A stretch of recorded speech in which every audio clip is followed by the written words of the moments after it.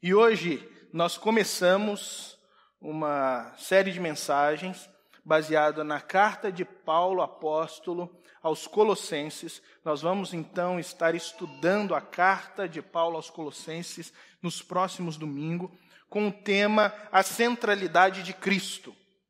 Então nós iniciamos hoje essa série de mensagens com o tema A Centralidade de Cristo. Eu gostaria que você abrisse a sua Bíblia comigo, então, em Colossenses, no capítulo 1, nós vamos ler do versículo 1 ao versículo 14.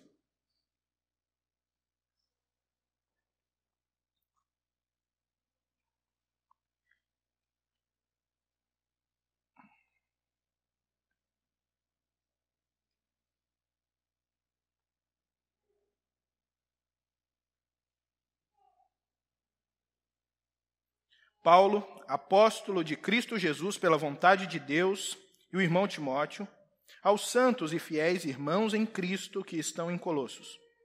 A vocês graça e paz da parte de Deus, nosso Pai, e do Senhor Jesus Cristo. Sempre agradecemos a Deus, o Pai do nosso Senhor Jesus Cristo, quando oramos por vocês, pois temos ouvido da fé de vocês que vocês têm por Jesus e do amor que demonstram ter por todos os santos, por causa da esperança que lhes está reservada nos céus, a respeito da qual vocês ouviram por meio da palavra da verdade, o evangelho que chegou até vocês.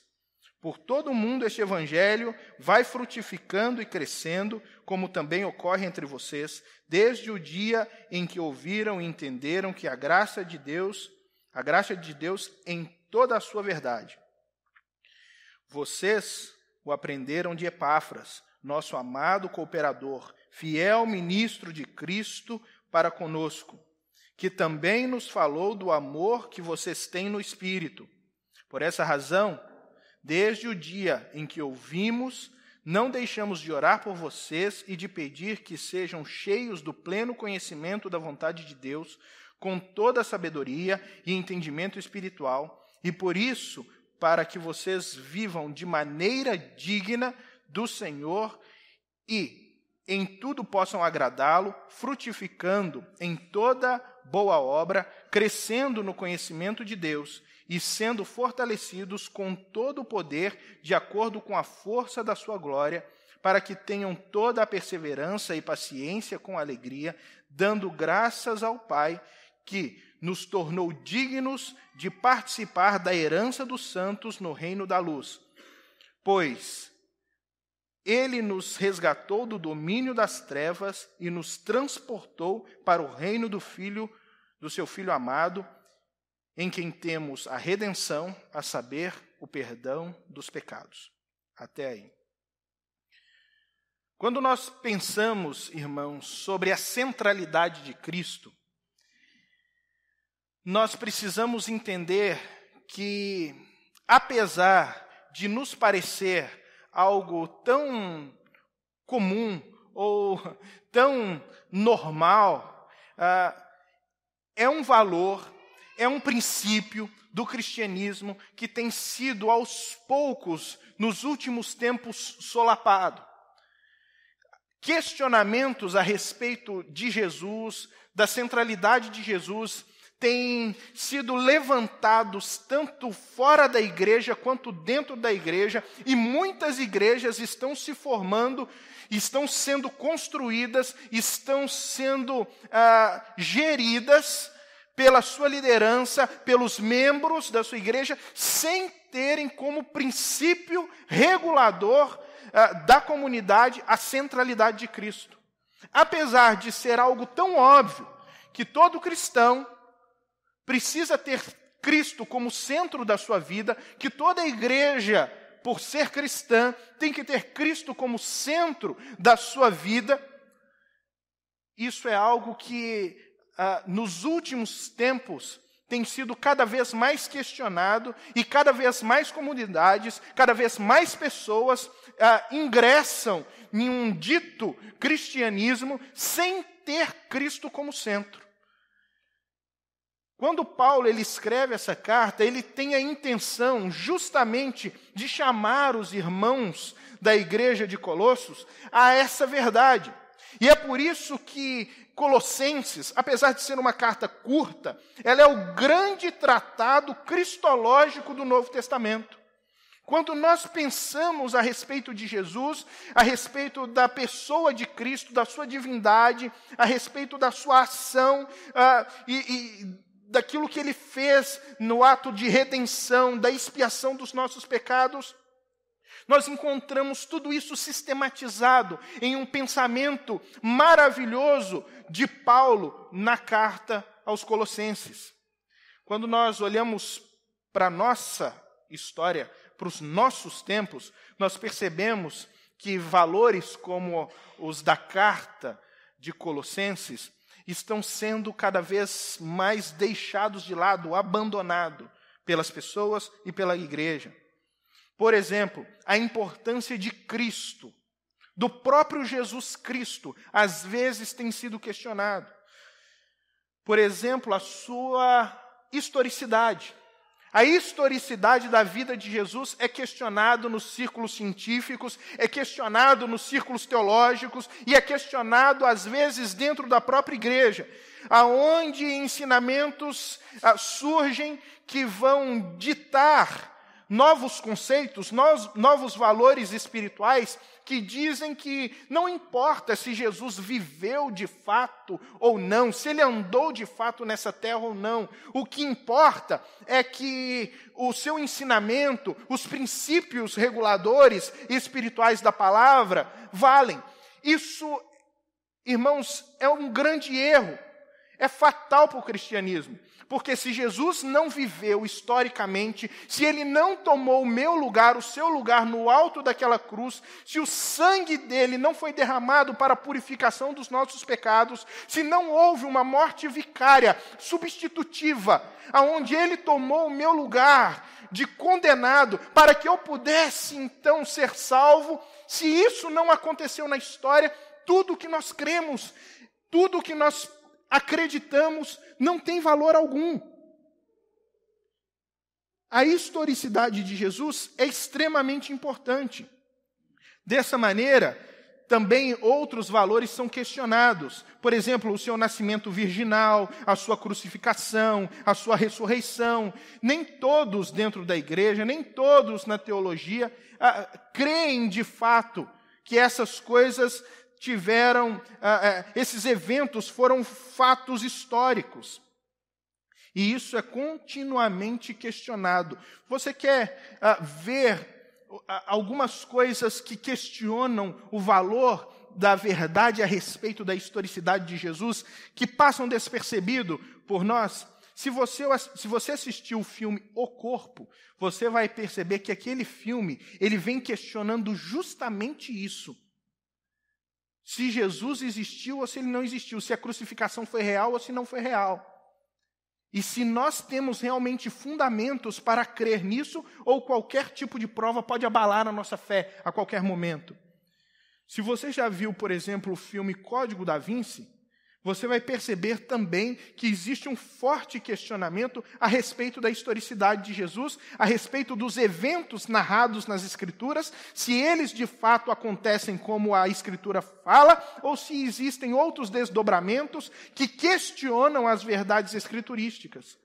E muita gente está vendo esse tipo de filme e acreditando nessa película. Por exemplo, o filme mais controverso a respeito da vida de Jesus, que é o filme Maria Madalena, que mostra Jesus como marido de Maria Madalena, tendo filhos com Maria Madalena, e muita gente acredita que realmente isso é um fato histórico, que isso aconteceu de fato. Tudo isso porque o mundo vem questionando as verdades bíblicas e nós não percebemos que o próprio Jesus está sendo questionado nesses momentos. Até mesmo dentro dos círculos teológicos, dentro dos círculos religiosos, esse tipo de perspectiva bíblica é questionado dentro de uma teologia liberal. Existem questionamentos o tempo inteiro a respeito da criação. Será que realmente Deus criou todas as coisas? Será que realmente Jesus, ele estava no momento da criação e por ele, pelas mãos dele, tudo que foi feito se fez, como João, ele narra no início do seu evangelho? Será que isso aconteceu? Homens como Richard Dawkins, eles vão questionar isso, como esse homem questionou em seu livro Deus, um Delírio, que fez o maior sucesso há algum tempo atrás.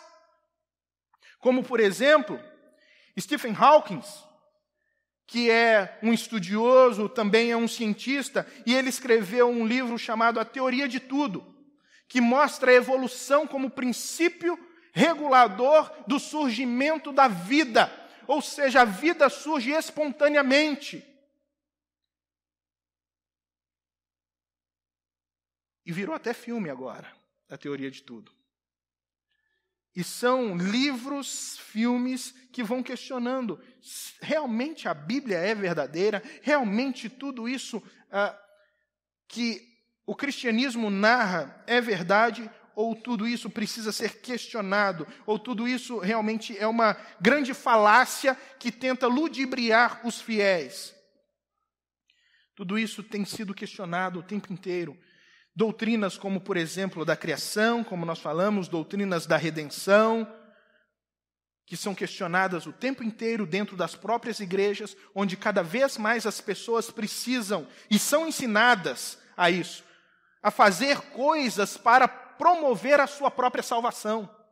Elas precisam fazer um sacrifício no altar, elas precisam dar uma oferta generosa, elas precisam fazer jejuns mirabolantes, elas precisam fazer, correntes de todas as maneiras para poder alcançar a salvação, tudo isso pelo esforço próprio, deixando a graça de Deus de lado, esquecendo que pela graça nós somos salvos. Doutrinas como, por exemplo, a da santificação são deixadas de lado. Cada vez mais nós encontramos pessoas que se dizem cristãs com menos compromisso com essa doutrina, a doutrina da santificação. A doutrina que mostra que a ação, o poder do Espírito de Deus em nossas vidas é real, porque não nos deixa no estado em que Ele nos encontrou, mas Ele nos transporta de um reino de trevas para um reino de luz. Ele muda a nossa essência, Ele muda quem nós somos. E a santificação é a prova de que Deus está agindo na vida dos seus. É por isso que pensar a respeito da centralidade de Cristo é tão importante. É por esses e outros tantos questionamentos, pensamentos errados, às vezes até mesmo valores dentro das comunidades que vêm surgindo, errados, que nós precisamos reforçar sempre a centralidade de Jesus. Mas para nós entendermos o que Paulo está escrevendo aos Colossenses, nós precisamos entender a história por trás da carta. A história por trás da carta. Em primeiro lugar, Paulo não fundou a igreja de Colossos.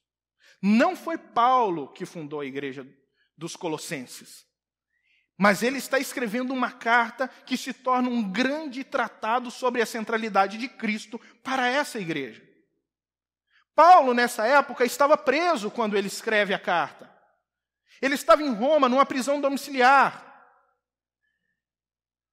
E um homem chamado Epáfras, provavelmente o fundador da igreja de Colossos, provavelmente o fundador da igreja de Laodiceia, provavelmente o fundador da igreja de Hierápolis, porque essas três cidades, Colossos, Hierápolis e Laodiceia, ficavam juntas ali no vale do rio Lico, que era um lugar muito fértil e que promovia grande prosperidade para as cidades. A cidade de Laodiceia era a cidade mais rica. Você encontra a carta de Jesus escrita a Laodiceia ali no Apocalipse. Ele diz que aquela cidade era rica, porém era pobre. Aos olhos dele era uma cidade pobre, nua. Ele vai falar que aquela igreja estava desgraçada, ou seja, sem a graça de Deus, apesar de ser uma igreja muito rica. Porque nem sempre aquilo que nós percebemos da igreja é o que Cristo percebe da igreja. Do outro lado do Rio Lico, havia a cidade de Hierápolis, uma cidade também muito próspera, principalmente por causa das suas águas termais, aonde as pessoas iam para poder participar dos banhos terapêuticos. A cidade de Colossos ficava um pouco para cima, mais ou menos 16 quilômetros acima de Laodiceia. Porém, apesar de estar no mesmo vale, ter as mesmas possibilidades, com o desenvolvimento da cidade de Laodiceia e o desenvolvimento da cidade de Hierápolis, a cidade de Colossos acabou tendo um movimento contrário. Nós sabemos que quando algumas cidades elas começam a se desenvolver, a tendência é que outras cidades mais fracas, elas acabem perdendo o seu potencial de crescimento, aquelas que estão mais próximas. E justamente isso aconteceu com a cidade de Colossos. Era uma cidade pequena, era uma cidade pobre. Provavelmente a igreja era uma igreja pequena.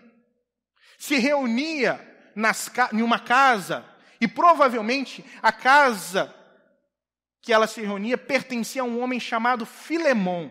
Você deve lembrar desse nome, Filemon, porque Paulo também escreve uma carta para esse homem, chamado Filemon. Porque naquele tempo não existia templos, a igreja se reunia nas casas.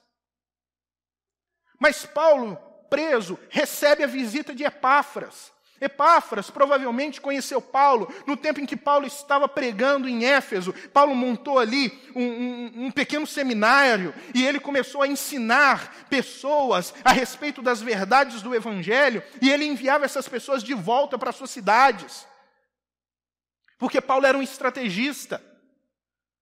Agora, provavelmente Epáfras foi um desses homens que teve o contato com Paulo, foi ensinado por Paulo, se tornou amigo de Paulo, e agora ele leva para Paulo, mesmo Paulo estando preso, toda aquela bagagem do que havia acontecido na sua história. E fala para Paulo a respeito do que estava acontecendo na igreja de Colossos. Junto com ele, fugido da casa de Filemon, tem um homem chamado Onésimo, que era escravo de Filemon. Provavelmente ele fez alguma coisa errada lá na casa de Filemon e acabou fugindo. Só que ele era um escravo que não era convertido a Cristo. Mas alguma coisa acontece, no meio do trajeto de fuga dele, ele tem acesso ao Evangelho e passa a conhecer o Cristo Salvador. Então ele vai até Paulo para encontrar Paulo na prisão, e juntos ali, ele, Paulo e Epáfras, começam a discutir a respeito da igreja de Colossos e de um possível retorno de Onésimo para a casa de Filemon, sem que Filemon cortasse o pescoço dele. Por quê? Porque Filemon, apesar de ser um cristão, ele era possuidor de Onésimo. Ele era proprietário de Onésimo. E a carta de Colossenses e a carta de Filemon começam a ser escritas justamente nesse momento. E no relatório que Epáfras passa para Paulo, ele começa a contar a respeito daquilo que a igreja de Colossos estava enfrentando. E a igreja de Colossos tinha alguns problemas, enfrentava alguns problemas. E o principal problema da igreja dos colossenses eram as heresias. Algumas heresias que estavam entrando. O forte movimento judaico naquela região, talvez mais de 50 mil judeus moravam naquela região, uma forte influência helenística, ou seja, da cultura grega naquela região, também fez com que conceitos, valores surgissem, entrassem dentro da igreja e começassem a perverter os valores do Evangelho. Tudo isso estava causando grandes problemas para a igreja de Colossos. E Paulo vai se propor a escrever essa igreja a fim de instruí-la, a fim de ensiná-la a respeito dos fundamentos. Os problemas que aquela igreja enfrentava, o primeiro e o maior deles era o gnosticismo. Alguns homens que misturavam o evangelho com algumas filosofias platônicas, algumas filosofias gregas. E eles diziam, basicamente, que a matéria era má e o espírito era bom. E porque a matéria era má e o espírito era bom, então Jesus, ele não podia ter vindo em carne, porque se Jesus era Deus, então ele viesse em carne, ele se faria mal, porque a carne é algo, a carne é má. Então ele não podia, o Cristo era só um espírito que se apossou do carpinteiro, tomou conta da mente, da garganta dele, levou ele a fazer tudo o que ele fez. Depois, quando chegou na cruz, como o espírito não pode morrer, o espírito deu no pé, quem morreu ali foi o carpinteiro. Então eles tinham essa noção e começaram a ensinar isso dentro da igreja. E justamente começaram a mostrar que o Jesus histórico, o Jesus como nós conhecemos, o Filho de Deus, não era aquilo que os apóstolos ensinavam. E Paulo vai justamente organizar todo o seu pensamento para mostrar a importância de você, eu e os colossenses entendermos como Cristo é central para a fé cristã. Como entender que o Cristo histórico, como entender que tudo o que ele fez, a sua morte, o seu nascimento virginal, sabe, a sua ressurreição, são extremamente importantes para a construção da nossa fé. Sem isso, nós não conseguimos desenvolver o cristianismo. Também haviam misturados ali alguns conceitos judaicos junto com a fé cristã, com cerimônias sobre comer, deixar de comer, dias sagrados, circuncisão.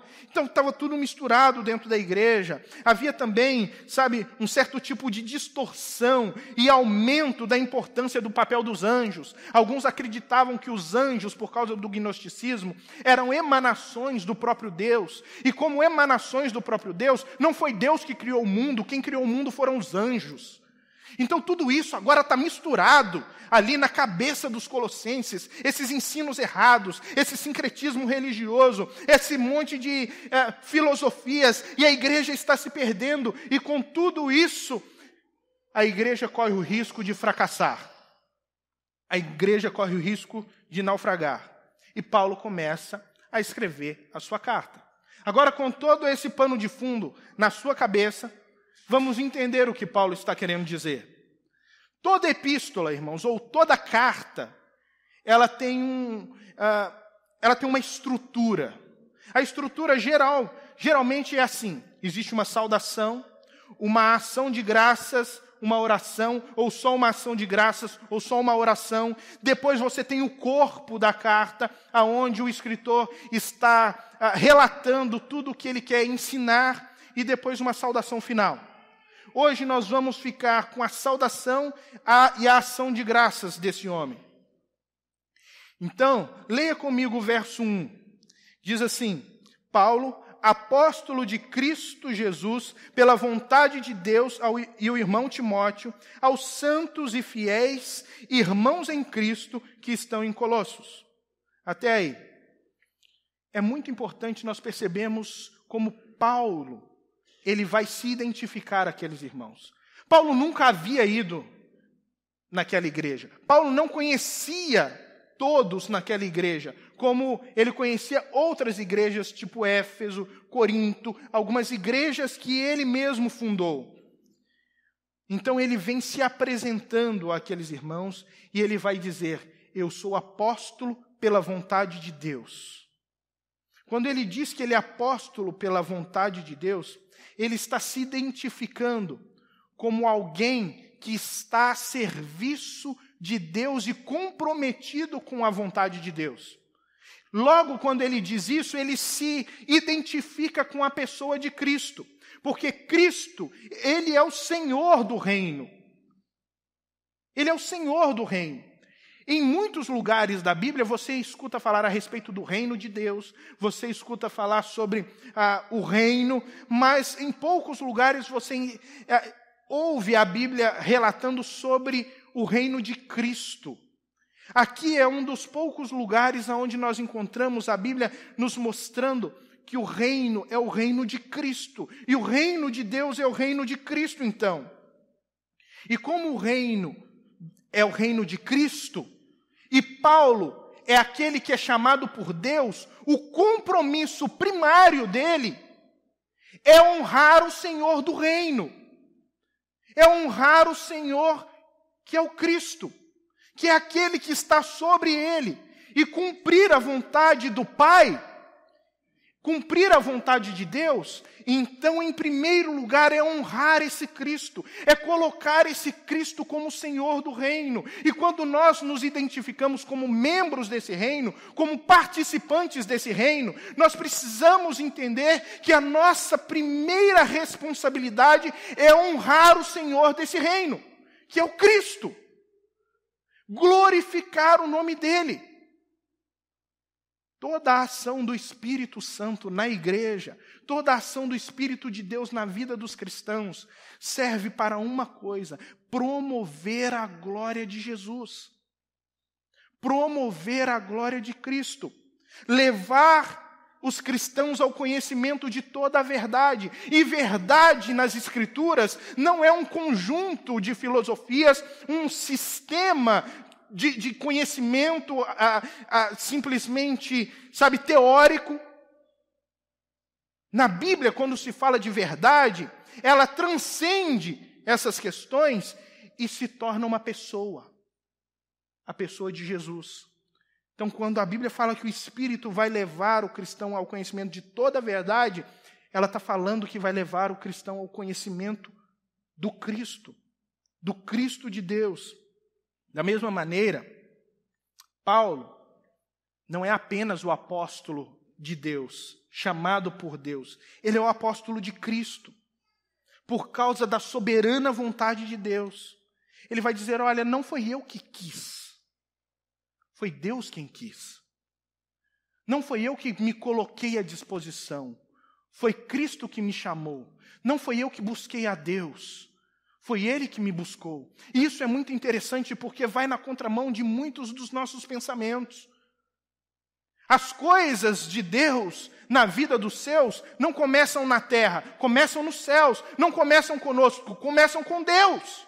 Salvação, evangelização, vocação, não são coisas que acontecem primeiro no nosso coração. Acontecem primeiro no coração de Deus. E depois, pelo Espírito, são transportados ao nosso coração. E nós precisamos entender que a vontade de Deus, irmãos, às vezes, pode envolver aspectos contrários à nossa própria vontade. Às vezes, Deus nos chama para fazer coisas que nós não queremos fazer, para passar por coisas que nós não queremos passar. Porque Paulo está falando assim, olha, eu sou apóstolo, chamado por Deus. Eu tenho convicção de que eu fui chamado por Deus, mas eu estou preso. E quando ele fala que ele está preso, ele fala, eu estou preso para a glória de Deus.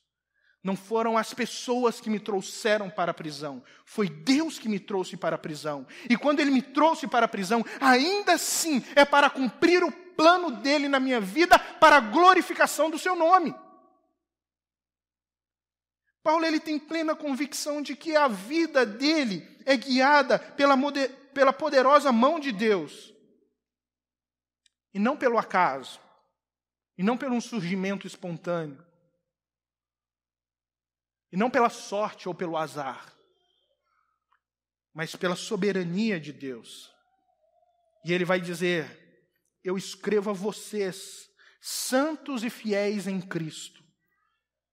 Era uma igreja que tinha problemas, que estava repleta de dificuldades, mas a graça de Deus ainda pousava sobre aquele povo. A graça de Deus ainda permanecia sobre aquele povo. E Paulo vai identificar esses homens como fiéis, como santos, apesar de toda a dificuldade daquela igreja, da necessidade de aperfeiçoamento, da necessidade de aprofundamento teológico, existia uma sinceridade no coração deles pela busca de Cristo, pelo conhecimento genuíno de Cristo, e Deus estava então derramando a graça dele na vida dessas pessoas para promover tal vontade, tal desejo. Com isso, Paulo vai dizer: vocês são santos e fiéis, porque eu vejo a boa mão de Deus agindo sobre a vida de vocês. Era uma ação de Deus na vida daquelas pessoas, na vida daquela comunidade, para conduzi-las à verdade, para conduzi-las a Cristo. Mas eles só são santos, eles só são fiéis em Cristo. É como ele vai terminar o versículo. Ele vai dizer: santos e fiéis em Cristo. Ninguém consegue ser santo e fiel se não tiver a ajuda de Cristo.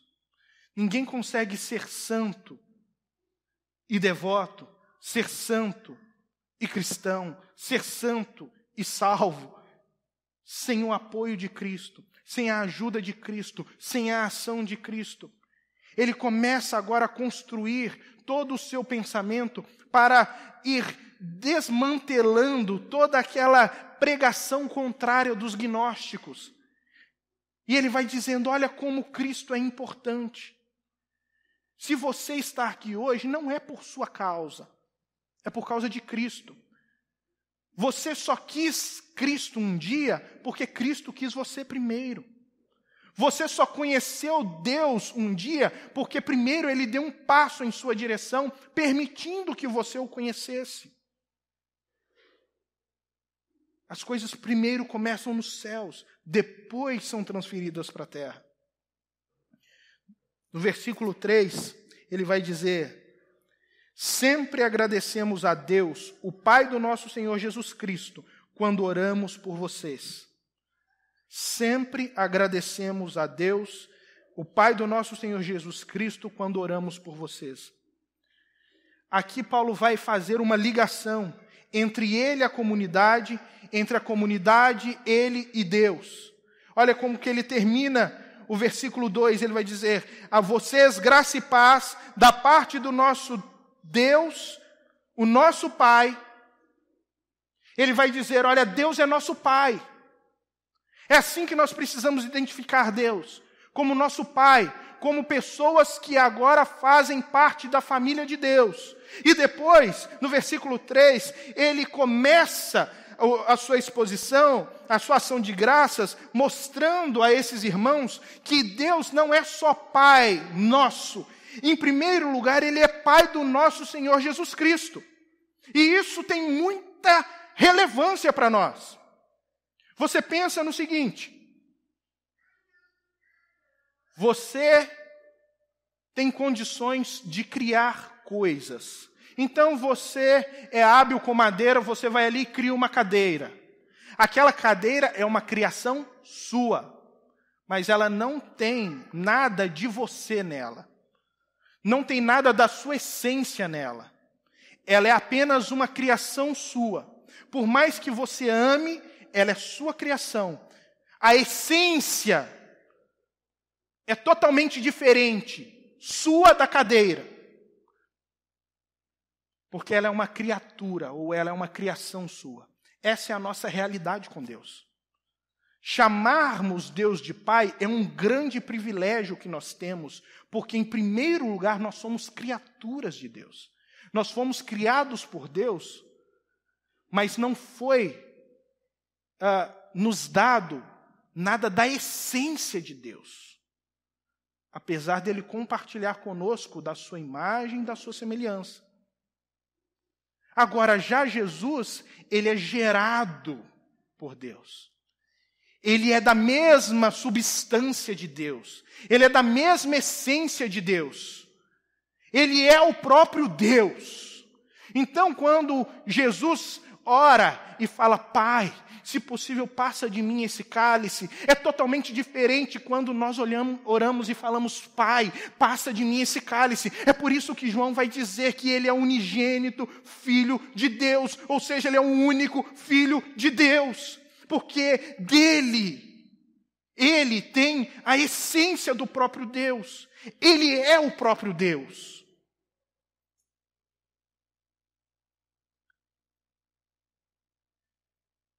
E nós entendemos com isso o privilégio que nós temos de chamarmos Deus de Pai, que nos foi concedido.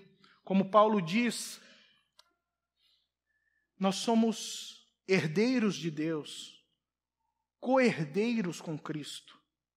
Nós fomos adotados por Deus como filhos amados, chamados por Ele, eleitos por Ele, trazidos por Ele, para podermos manifestar a sua glória. Então, antes de Deus ser nosso Pai, Ele é o Pai do nosso Senhor Jesus Cristo. Se nós podemos chamar Deus de Pai, irmãos, é porque antes disso, Ele é Pai de Cristo. Aquele que serviu de resgate para as nossas vidas, aquele que pagou a nossa dívida, aquele que nos conduziu de volta para o Pai. Sem a existência desse Jesus, sem a verdade desse Jesus, sem a existência desse Jesus, nós ainda continuamos apenas criaturas perdidas. Nós não podemos ser identificados como filhos de Deus. Por isso é tão importante entendermos a centralidade de Cristo. Ele continua no versículo 4 dizendo: pois temos ouvido falar da fé de vocês, a fé que vocês têm em Cristo Jesus e do amor que têm por todos os santos, por causa da esperança que lhes está reservada nos céus, a respeito da qual vocês ouviram por meio da palavra da verdade, o Evangelho. Quando Paulo ele começa a ensinar essa igreja, ele vai primeiro, como todo bom tutor, identificar os pontos positivos que existem nas pessoas, que existe no grupo que ele está tratando, para depois tratar a problemática.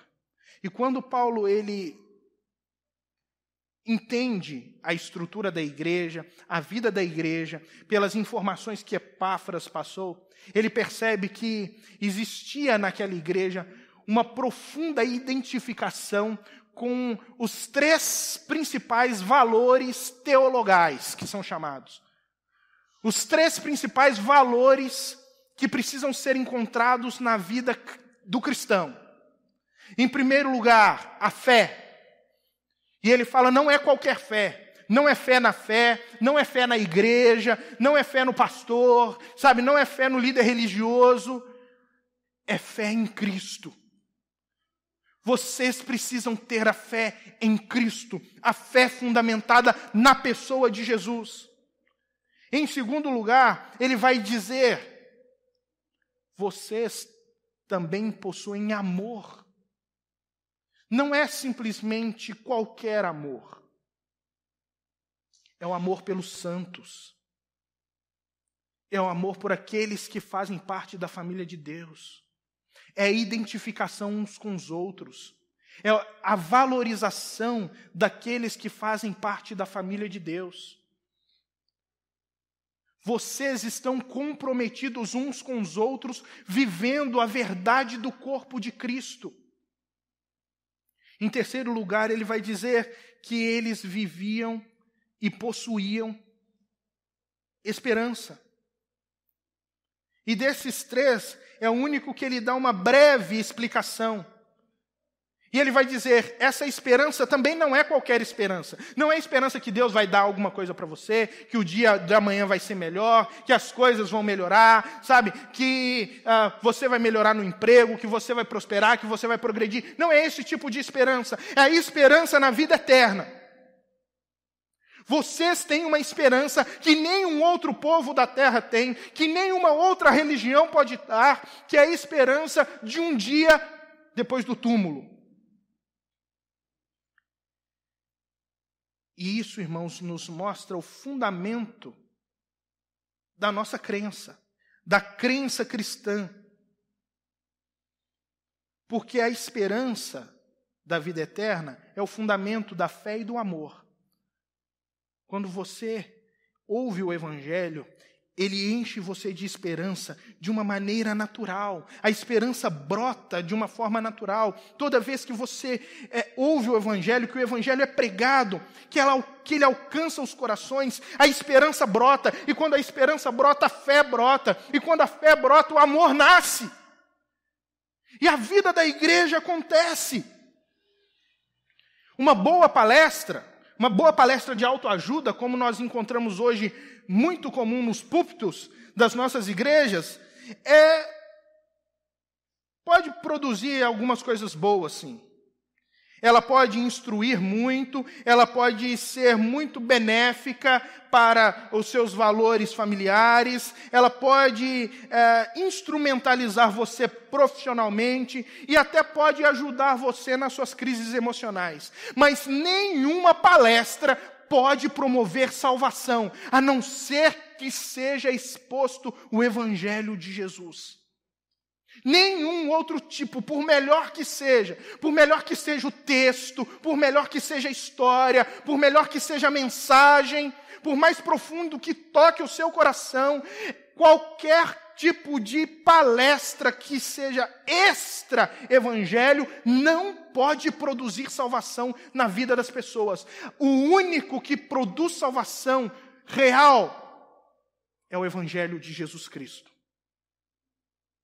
A única coisa que pode produzir salvação na vida das pessoas é a pregação do Evangelho de Jesus. E ela cria esperança. E essa esperança redunda, irmãos, em um motivo para você existir, para continuar existindo, para continuar vivendo, para superar as dificuldades, para superar as adversidades, para superar as circunstâncias da vida.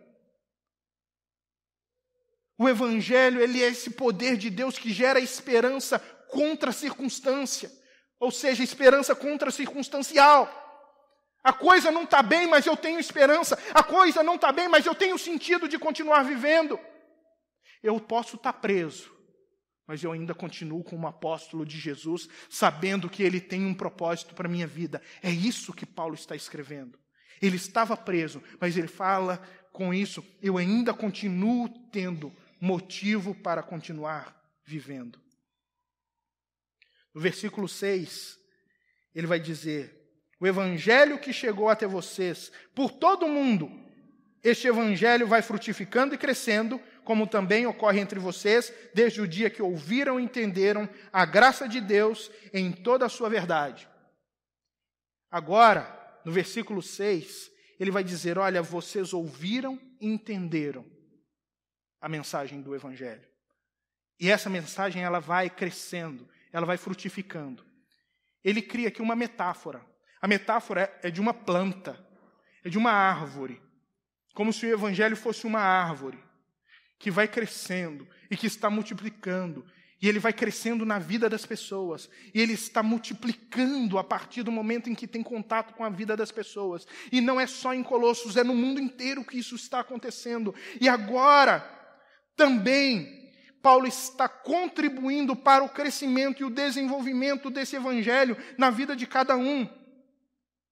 O fundamento para que verdadeiramente ocorra o desenvolvimento da espiritualidade cristã é você ouvir e entender. Ouvir e entender. Paulo vai dizer que a fé, ela vem pelo ouvir, e ouvir da palavra de Deus. É a diferença que existe entre os publicanos e pecadores que seguiam Jesus e os fariseus. Os fariseus, eles iam atrás de Jesus para tentar Jesus. Os publicanos e pecadores, eles iam para ouvir Jesus.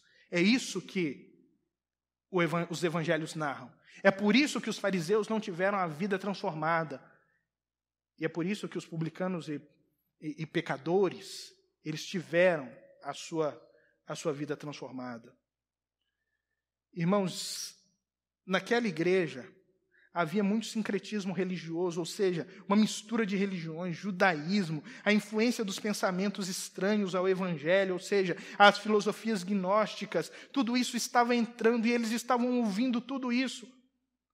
E Paulo vai falar, olha, vocês precisam agora ouvir o evangelho. É o único que pode transformar a vida de vocês.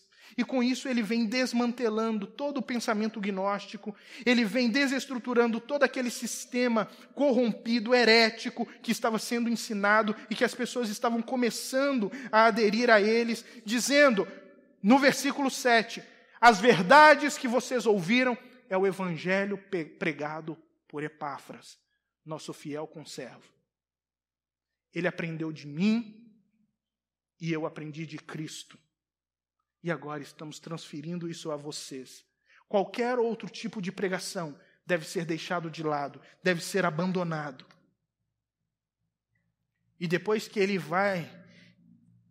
fala a respeito de Epáfras e mostra a fidelidade desse homem na pregação do evangelho, que esse homem e aquilo que ele ensinava deveria ser valorizado pela comunidade, ele vai orar por essa comunidade.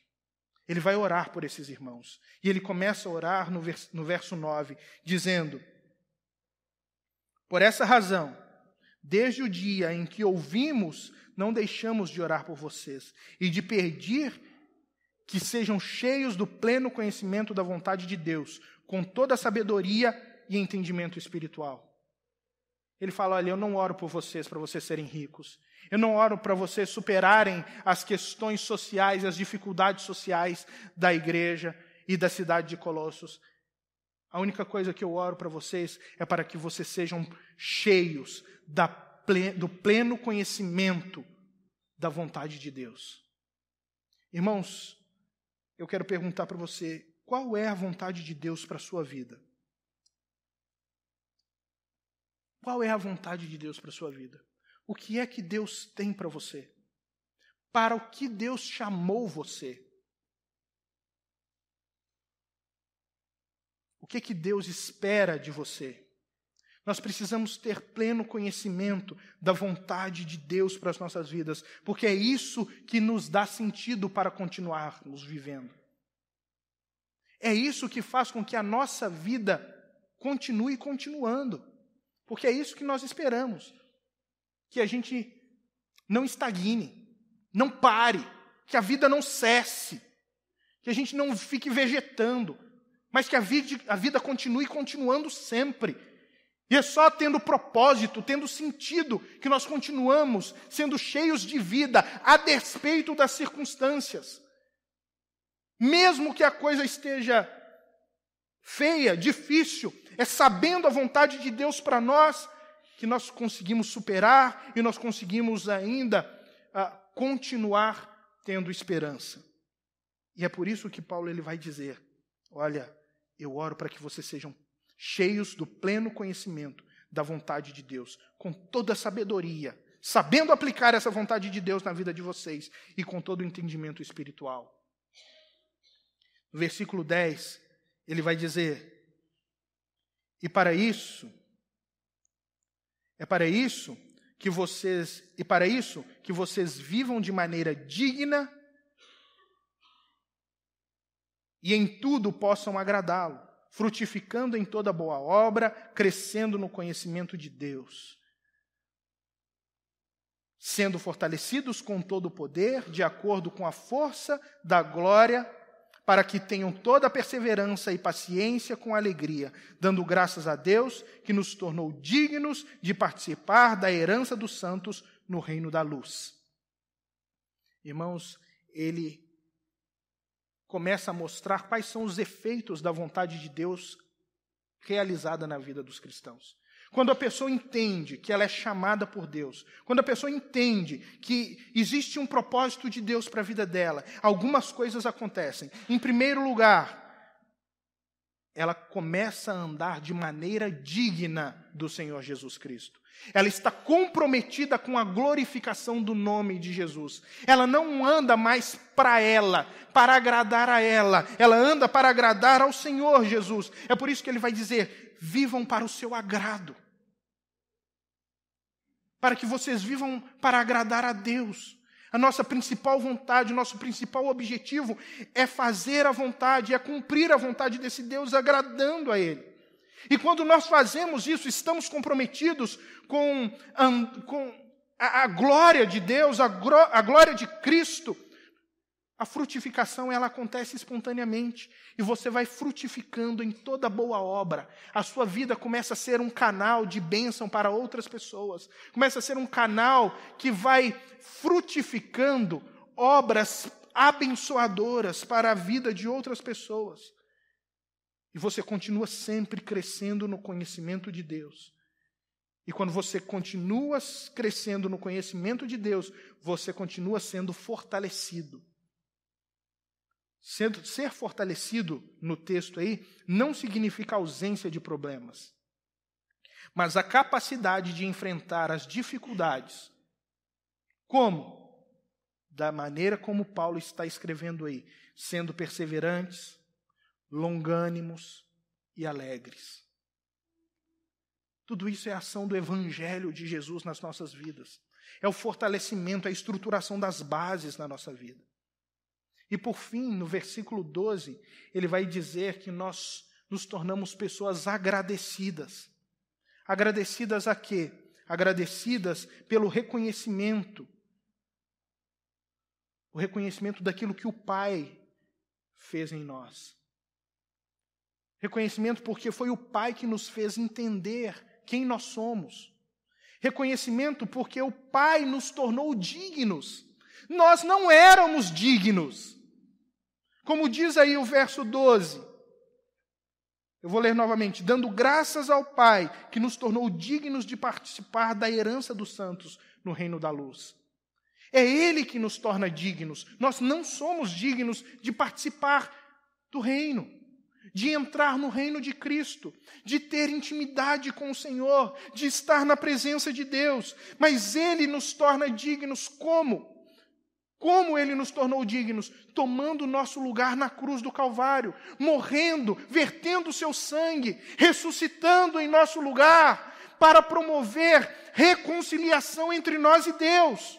E assim, nós nos tornamos capazes de chamar Deus de Pai e participar da herança. Agora, a herança que era de Cristo, porque Ele era o Filho, foi também nos dada a oportunidade de participar dessa herança.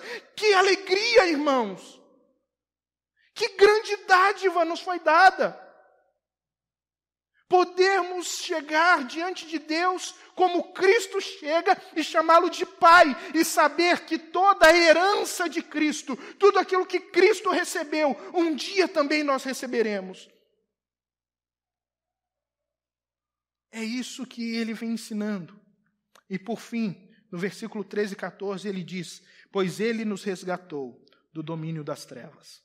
Por que que ele nos deixou dignos? Por que que ele nos fez dignos? Porque Ele nos resgatou do império das trevas e nos transportou para o reino do seu Filho amado. Esse transportar funciona da seguinte maneira. Nós somos árvores, como árvores plantadas, e nós estamos frutificando, estamos crescendo. É a mesma metáfora que ele usou nos versículos anteriores. Nós somos árvores, estamos crescendo e frutificando.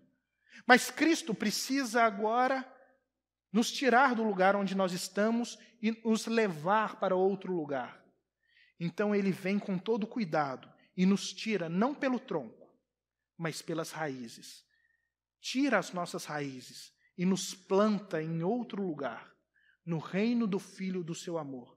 Nós estávamos perdidos, nós estávamos à mercê da condenação divina, nós éramos escravos do pecado, nós estávamos vulneráveis à ação do diabo, mas agora Ele nos resgatou, Ele nos transportou para o reino do Filho do seu amado, do seu Filho amado.